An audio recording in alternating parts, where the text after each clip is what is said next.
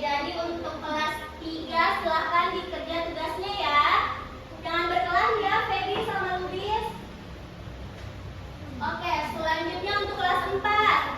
Apa sudah dibaca tadi materi yang Ibu berikan? Sudah. Hari ini kita belajar apa? Peraturan dan tanggung jawab. Berarti kami tidak membaca ya? Tidak, Bu. Pak Lubi ini. Jadi di sini ada tanggung jawab di masyarakat. Coba Marina baca di sini. Ya, baca ini. Tanggung jawab di Bu, masyarakat. Belajar, Bu. Tidak membuang sampah sembarangan. 2. Ikut menjaga keamanan lingkungan. 3. Mengikuti aturan saat bermain di luar rumah. apakah kamu membuang sampah pada tempatnya, Marina? Ya, Ibu, saya membuang di tempat sampah. Kalau Kalbi, Ya, Ibu. Buat sampah pada tempatnya. apakah kalian ikut menjaga lingkungan, keamanan lingkungan atau tidak? Ikut. Kalau mengikuti aturan saat bermain di luar rumah pasti harus ya.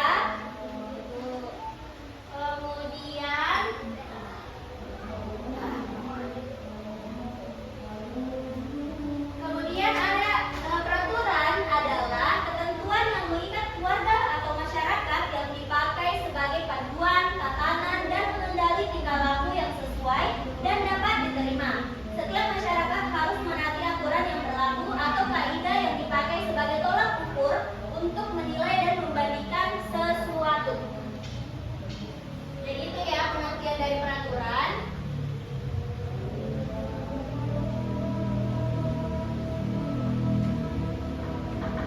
Nah, di sini itu peraturan ada dua, yaitu peraturan tertulis dan peraturan tidak tertulis. Jadi yang pertama peraturan tertulis. Peraturan tertulis adalah aturan yang ditulis secara jelas di buku, papan pengumuman atau dokumen resmi dan harus dipatuhi oleh. Nah, di sini ada contoh peraturan